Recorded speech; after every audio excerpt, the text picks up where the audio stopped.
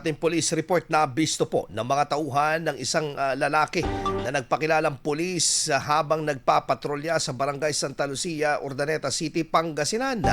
Ayon sa ulat, bigla umanong lumapit sa naka-duty na kapulisan na ang sospek nasakay ng isang motorsiklo at nagpakilalang pulis mula Police Regional Office 3. Question pa umano ng sospek na sa panunuyang tono ang estado ng duty ng mga personnel at hinanap pa ang hepe at ibang opisyal ng himpilan.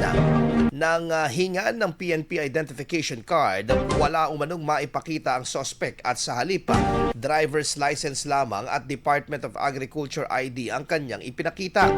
Ngunit sa kabila nito, iginit pa rin ng lalaki ang pagiging pulis. Napatunayan naman ng mga otoridad na hindi uniform personnel ang naturang lalaki. Agad siyang inaresto at naaharap ngayon sa kasong usurpation of authority. IFM News. IFM News. IFM News.